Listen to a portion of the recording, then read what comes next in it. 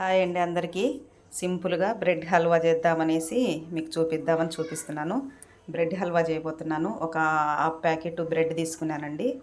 తర్వాత వచ్చేసి నెయ్యి చేసే విధానం చూపించేస్తాను. పొయ్యి మీద బాండీలు పెట్టుకోవాలి. ఇదిగోండి నెయ్యి వేసుకోవాలి. నెయ్యి వేసుకొని బ్రెడ్ డీప్ ఫ్రై చేసుకోవాలండి, మంచిగా రెడ్ కలర్లో వచ్చే వరకు. మా చిన్నమ్మాయి అలిగిందనమాట ఈరోజు కొద్దిగా. చెప్పాను కదా, నెయ్యి వేసుకొని కొంచెం బ్రెడ్ వేసేసి ఇట్లా డీప్ ఫ్రై మంచిగా సన్న మంట మీద చేసుకోవాలి. మాడిపోతుంది. సన్న మంట మీద మంచిగా తడి అనేది లేకుండా మనకి ఇట్లా డీప్ ఫ్రై కావాలా. మంచిగా చేసుకుంటే ఫ్రిడ్జ్లో పెట్టుకుంటే ఒక 1 వీక్ అయినా ఉంటుందండి మంచిగా. దీనికి మళ్ళీ చక్కెర పాకం పట్టుకోవాలి కొంచెం, అది కూడా చూపిస్తాను మీకు. ఇట్లా కొద్దిగా ఇట్లా డీప్ ఫ్రై రెడ్ కలర్లో వచ్చేవరకు ఇట్లా చేసేసుకోండి అంతా. ఇదిగోండి ముంతమామిడి పప్పు, బాదం పప్పు ఉంటే వేసుకుందాము, లేకుంటే లేదండి. ఉంటే వేసుకోండి, లేకుంటే లేదు.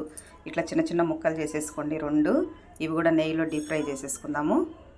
ఇదిగోండి బాదం పప్పు, ముంతమామిడి పప్పు 2 నెయ్యి వేసేసి ఇవి కూడా డీప్ ఫ్రై చేసుకుంటున్నాను. మా చిన్నమ్మాయికి ముంతమామిడి పప్పు, బాదం పప్పు ఇష్టం ఉండదండి. పాయసంలో కానీ దేంట్లో వేసినా తినదు. ఇలాచి కానీ అస్సలు వేయకూడదు. మా పెద్ద పాప అయితే అస్సలు స్వీట్ తగలదు. ఆ అమ్మాయికి ఇష్టమే ఉండదు. నాన్ వెజ్ కానీ ఒక ఎగ్గు తప్పనిచ్చి non veg item, sweet item ఏం తినదు. ఇట్లా రెడ్ కలర్లోకి వచ్చే వరకు ఇవి డీప్ ఫ్రై చేసేసుకుందాం. ఇవి కూడా ఇదిగోండి మంచిగా డీప్ ఫ్రై అయిపోయింది చూసారా. మంచిగా ఇలా చేసుకోవాలి.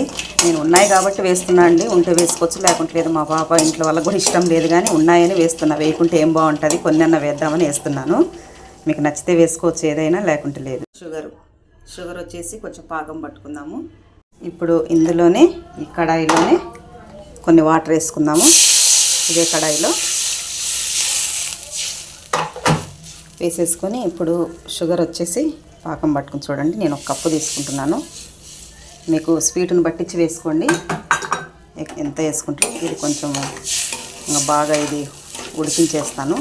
ఉడికిన తర్వాత చూపిస్తాను మీకు. ఇది కొంచెం చూడండి పాకానికి వచ్చేసింది. చిక్కగా అయింది, కొంచెం చిక్కగా వచ్చేసింది. మీకు చూసి వేసుకోండి. వాటర్ ఎక్కువ వేయకుండా బ్రెడ్ క్వాంటిటీని బట్టి వేసుకోండి మీకు ఎంత కావాలనో. చూడండి ఇప్పుడు వచ్చేసి నేను అవన్నీ వేసేస్తాను. డ్రై ఫ్రూట్స్, బ్రెడ్ అంతా దీంట్లో యాడ్ చేయాలి, చేసేస్తాను. చూడండి డ్రై ఫ్రూట్స్, బ్రెడ్ అంతా వేసేసాను దీంట్లో. ఇప్పుడు అంతా మంచిగా దీంట్లో కలిపేద్దాము.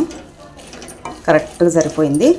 ఇందులో కొంచెం పాలు కాంచి చల్లార్చిన పాలు కూడా కొంచెం వేసుకోవచ్చండి, మనకు నచ్చితే గన పాలు వేసుకోవచ్చు. పాలు వేసినామంటే ఏమవుతుందంటే బయట పెట్టినా కూడా కొంచెం పాలు ఉంటాయి కాబట్టి చెడిపోతుంది.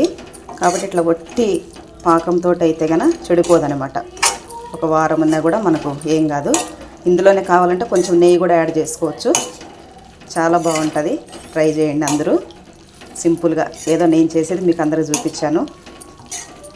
కొంచెంసేపు అట్లే పెట్టి దీన్ని మంచిగా కలిపేసి చూద్దాము. అంతా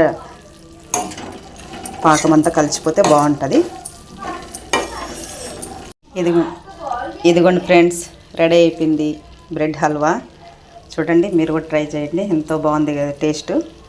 నేను చూశాను టేస్ట్ చాలా బాగుంది. మీరు కూడా ట్రై చేయండి. ఓకేనా? ఓకేనండి అందరికీ బాయ్.